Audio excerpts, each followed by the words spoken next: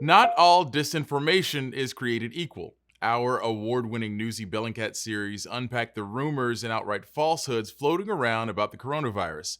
Knowing what's true and what's not could be key to staying healthy in the pandemic.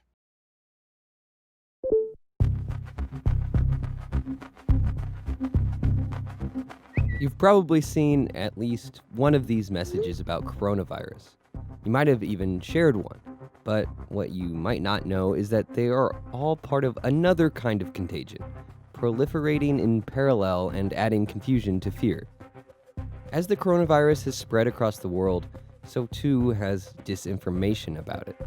Some of it resembles the classic email chain letter, circulating from one person to the next on social media.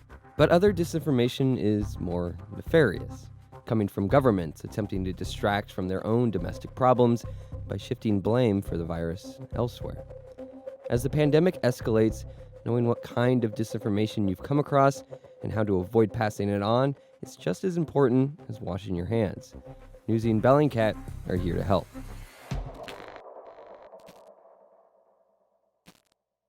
I would say that all of the disinformation I've seen can be sorted into one of four kind of broad categories.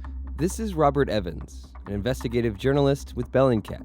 He's been watching the rapid spread of disinformation surrounding the coronavirus. There's generic disinformation. There's disinformation that comes from credible sources spreading bad information, either accidentally or on purpose. There's fake sources attempting to appear credible spreading disinformation. And then you've got straight-up grifters. The generic disinformation includes stuff you'd see in any high-profile disaster, like a hurricane or terrorist attack. For instance, in early March, a video started circulating claiming to show a crowd of people mobbing an Aldi grocery store in the Netherlands to hoard items. The thing is, it was actually a video from Germany in 2011. When it comes to credible sources spreading disinformation, it can take one of two forms. The first is credible sources sharing disinformation accidentally. For example, a staff writer at The Atlantic shared what seemed to be a memo from a University of California panel of experts.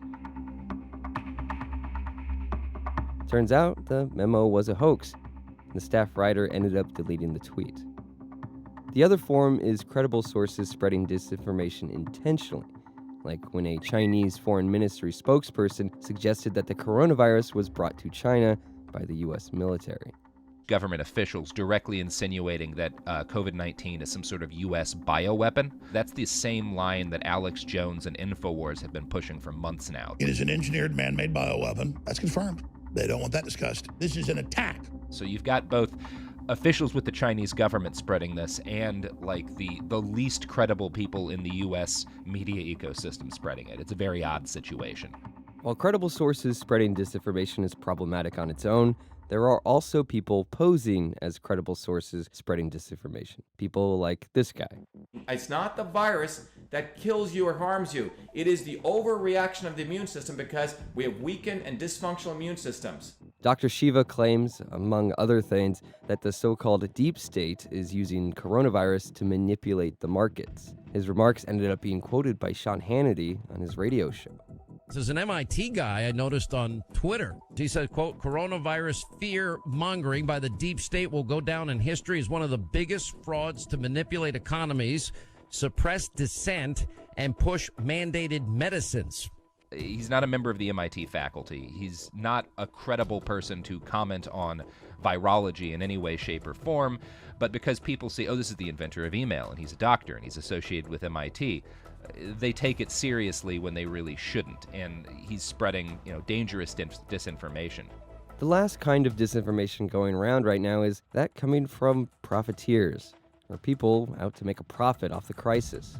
This influenza, you're saying that silver solution would be effective. It's been tested on other strains of the coronavirus. Whether this virus is super deadly or not, they're using the crisis that has come with it to take over and have power and control. These people have been around for a while, and the coronavirus is just the most recent disaster that they're exploiting. So check that checklist off to get high-quality, storable food. For them, the more fake information that's out there about the virus, the more they're able to sell whatever they think people will buy to stay safe. The less people know for certain about what's actually happening, the more uncertainty in general there is, the more room all these people have to operate and to sell their nonsense and to draw people into their web. This is just a small sample of the kind of disinformation spreading during the coronavirus pandemic. Some of it is coming from bad actors who just want to sow chaos, while other false or misleading messages are coming from governments trying to control the flow of information. The best thing you can do to avoid falling for one of these false claims is to verify information with official sources, like the WHO or the CDC. This is going to be, I would say, the greatest challenge journalism has faced worldwide since the Iraq War. It is all of our jobs in the media to keep an eye on this stuff, to be watching around the world for when disinformation breaks out, and to try to clamp down on it as quickly and effectively as possible. Because nothing is going to cause more damage in this situation than bad information.